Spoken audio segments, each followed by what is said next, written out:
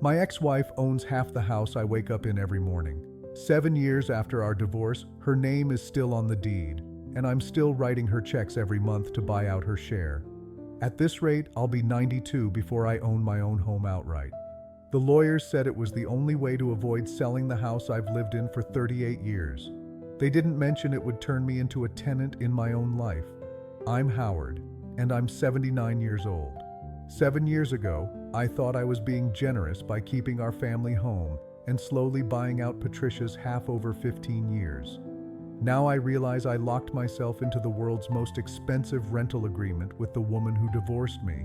Every month, I pay her $1,800 toward her equity, plus all the maintenance, taxes, and insurance on a house she legally half owns, but hasn't lived in since 2017. Here's what nobody tells you about divorce settlements that sound fair on paper. They can turn into financial prisons that last longer than the marriage did. Patricia and I were married for 31 years when she decided she needed to find herself at age 70. The house we'd lived in since 1986 was worth $450,000, and neither of us could afford to buy the other out in a lump sum. The mediation attorney suggested what seemed like a reasonable solution. I'd keep the house and pay Patricia her half equity over 15 years at 3% interest.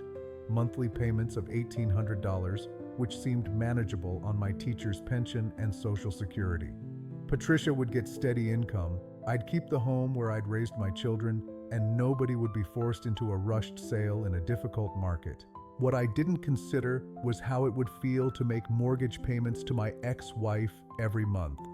How every repair, every maintenance issue, every property tax increase would be my responsibility alone while she collected $1,800 monthly for doing nothing. How living in a house that legally belongs half to someone who left you creates a constant reminder that your life didn't turn out the way you planned.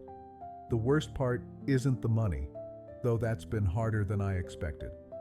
Property taxes have increased by $600 annually since the divorce. The roof needed replacing last year, $12,000 that came entirely from my savings. The HVAC system failed 2 summers ago, another $8,000. Patricia's equity payments stay the same regardless of what I spend maintaining the property that's building her wealth. But the real burden is psychological. Every month when I write that check, I'm reminded that I'm not really a homeowner anymore. I'm someone paying rent to my ex-wife for the privilege of living in the house I used to own. When friends come over, I catch myself explaining why I can't just refinance or renovate freely. Half the decisions about this house legally belong to someone who hasn't stepped foot in it since our divorce was finalized. Patricia remarried 2 years ago to a retired dentist who owns a beautiful home across town. She's living in luxury while collecting $1,800 monthly from the house she walked away from. Meanwhile, I'm 79 years old, living alone in a house that feels too big, but that I can't modify or sell without her permission, paying her more monthly than many people pay in rent. The children think I should have sold the house and split the proceeds cleanly. Easy for them to say. They moved out decades ago. This house holds 38 years of my life. The workshop in the basement where I built their school project displays. The kitchen where Patricia and I hosted every holiday dinner. The backyard where they learned to ride bikes and played with the dog. Selling felt like erasing all of that history. But keeping it has meant living with the constant presence of someone who chose to leave. Patricia's name is still on every piece of mail from the county, every insurance document, every official record. When I had to file an insurance claim for storm damage, she had to sign the forms because she's still legally the co-owner. 7 years after our divorce, I still can't make major decisions about my own home without involving my ex-wife. The financial strain is worse than I anticipated when I agreed to this arrangement. $1,800 monthly seemed manageable in 2017, but inflation and rising costs have made it increasingly difficult. My teacher's pension doesn't include cost of living adjustments, and Social Security increases haven't kept pace with what I'm paying Patricia, plus all the house expenses. I've had to cut back on travel, dining out, gifts for grandchildren, all so I can afford to live in the house I thought I owned. Friends have stopped inviting me on trips because they know I can't afford them. My social life has contracted around the reality that most of my income goes to housing costs and payments to my ex-wife. Sometimes I lie awake at night doing the math. I'll be 86 when the buyout is complete. If I live to see it paid off, I'll have spent 15 years of my retirement paying Patricia over $300,000 for the right to live in my own house. That's assuming I don't need to make any major repairs or upgrades that might require her permission as co-owner. The lawyers presented this as the best solution for both of us, but they didn't mention how it would feel to be trapped in an arrangement that serves everyone except the person actually living with the consequences.